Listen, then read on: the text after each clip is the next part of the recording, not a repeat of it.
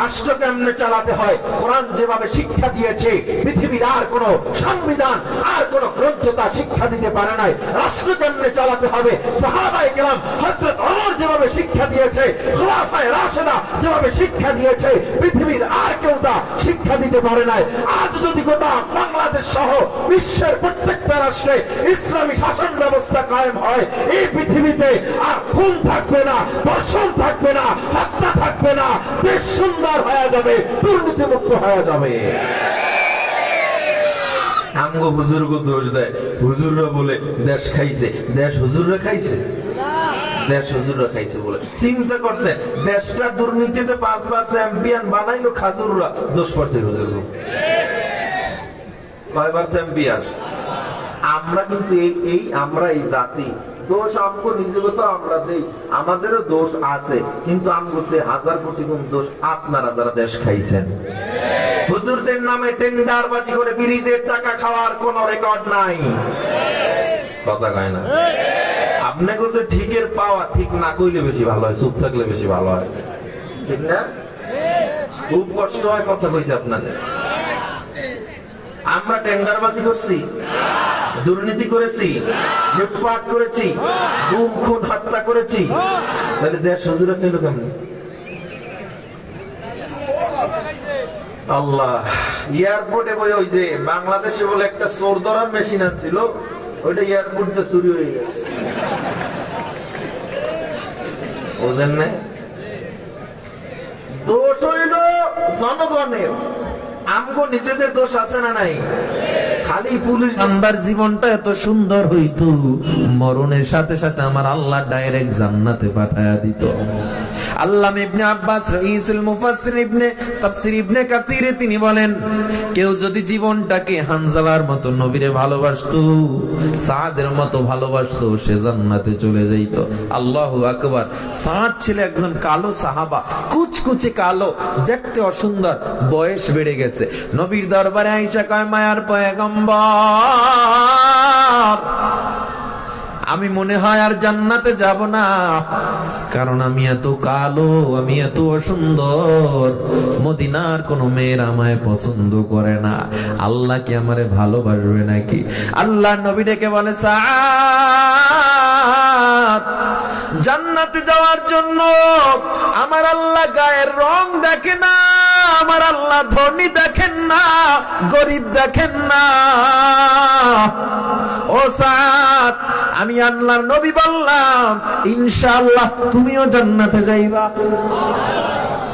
আর তুমি কইছো মদিনার কোন মেয়েরা তোমায় পছন্দ করে না, আমি নবী বললাম মদিনার সর্বশ্রেষ্ঠ সুন্দরী তোমার বউ হবে। জোরে কোন আল্লাহু আকবার। সাদ রাদিয়াল্লাহু তাআলা অবাক হয়ে গেলেন, এটা কি বললেন নবী আমার, যেই সাদকে কোন মদিনার মেয়েরা পছন্দ করে না। গোটা সাহাবায়ে কেরাম অবাক হয়ে গেলেন, কি বললেন নবী আমার। দেখেন নবীর মিয়ারে হক, সত্যের মাপকাঠি সাহাবায়ে কেরামের চরিত্র কেমন ছিল। এভাবে যদি আমরা ভালোবাসতে পারি, আল্লাহর জন্য জীবন কোরবান করতে পারি, আল্লাহর নবী বলে তোমরাও আমার সাথে জান্নাতের অধিবাসী হয়ে যাইবা। সাহাবায়ে কেরাম অবাক, কি বললেন নবী আমার, যেই সাদের নাই ঘর, নাই বাড়ি, নাই বংশ, নাই টাকা, তাকে কেমনে মদিনার সর্বশ্রেষ্ঠ সুন্দরী বিয়া করবে? আল্লাহ নবী ডাক দিয়া কয়, ও সাহাবায়ে কেরাম আমায় বলো, গোটা মদিনার মধ্যে সবচেয়ে সুন্দরী কি আছে? এবার একজন সাহাবী দাঁড়ায় কয়, নবী যে সুন্দরী আছে এর কথা কয় লাভ কি? কয় মানে? কয় নবী মদিনার নেতা ইবনুল ওয়াহাব, ওনার মেয়ের চেয়ে সুন্দরী তো মদিনায় কেউ নেই, তো এটা বলে লাভ কি? ইবনুল ওয়াহাব কি কোনোদিন সাদকে জামাই বানাবে? আল্লাহ নবীকে তাইলে ওই ইবনুল ওয়াহাবের মেয়ের সাথে বিয়ে হইব। সুবহানাল্লাহ। কেমন মায়ার নবী আমার, কেমন অভিভাবক আমার নবী।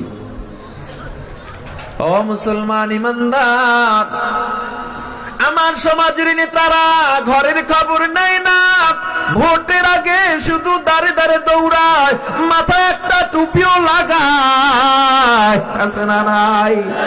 মাথায় টুপি লাগাইয়া ধর্মের নাম ব্যবহার কইরা জনগণের দ্বারে দ্বারে যাইয়া ভোটটা পাওয়ার পর আর খবর নেয় না।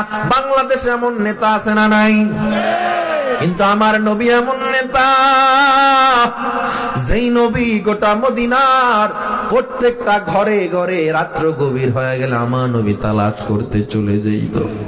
কার ঘরে চাউল নাই, কার ঘরে ডাল নাই, কার ঘরে বিবাহ হয় না। ও নবীর উম্মতের দল, আল্লাহ নবী বললেন তাইলে ইবনুল ওয়াহাবের মেয়ের সাথে বিবাহ হবে। মানতে পারে না। সব সাহাবায়ে কেরাম চুপ হয়ে গেছে, কারণ নবীর কথার সাথে বেয়াদবি করার শক্তি কারো নাই। সবাই এবার চুপ হয়ে গেছে, মনে করছে হয়তো নবী কাউকে পাঠায়া বিয়ার প্রস্তাব দিবে। কিন্তু আল্লাহ নবী কয়, সাদ তুমি নিজে যাও, গিয়া প্রস্তাব দাও। এবার সাহাবায়ে কেরাম আরো অবাক হয়ে গেছে। সাদ রাদিয়াল্লাহু তাআলা চিন্তা না কইরা রওনা দেয়, মনে কিন্তু আশা নাই। ইবনুল ওয়াহাবের রাজপ্রাসাদের মধ্যে চলে যায়। রাজপ্রাসাদের মধ্যে যাওয়ার পর ইবনুল ওয়াহাবকে ডেকে বলে, নেতা আপনার মেয়ের বিবাহের প্রস্তাব নিয়ে আসলাম। ইবনুল ওয়াহাব বলে, খুশির সংবাদ, আমার মেয়ের বিবাহ হবে, তবে ছেলেটা কে? সাদ বলে, ছেলেটা আমি। কই কি বলো এটা? ও সাদ, এটা কি কইলা? সাদ বলে, আমাকে নবী পাঠাইছে, এই জন্য আমি আসছি, না হয় আসতাম না। ইবনুল ওয়াহাব বলে, সাদ আমার মেয়ের তুমি কি খাওয়াইবা, কমনে রাখবা, কই কি করবা, তোমার তো সামর্থ্য নেই।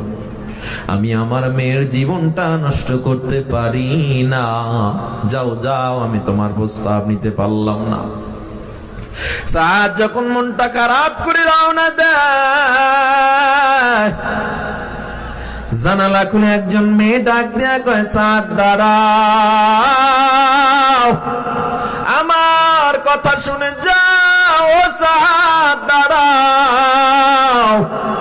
সাদ মাথাটা ঘুরে দেখে নবীজির সেই কথা অনুযায়ী মদিনার সর্বশ্রেষ্ঠ সুন্দরী রমণী ইবনুল ওয়াহাবের মেয়ে জানালা খুলে তারে ডাক দিছে।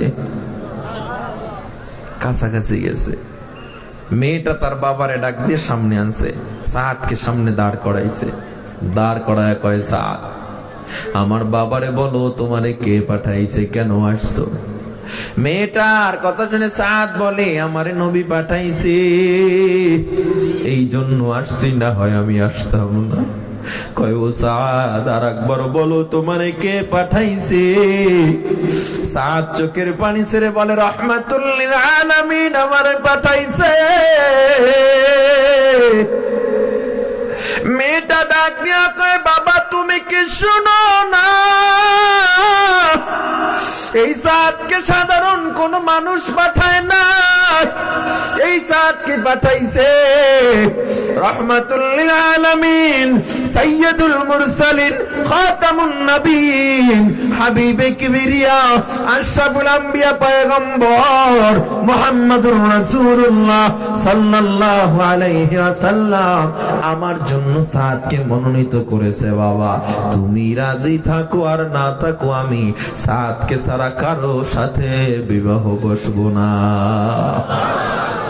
জবান খুলে পড়েন আল্লাহু আকবার, আর জোরে পড়েন আল্লাহু আকবার। ও মুসলমান, কেমন নবীর প্রতি ভালোবাসা, কেমন নবীর প্রতি বিশ্বাস, কেমন অগাধ ভালোবাসা, অগাধ বিশ্বাস।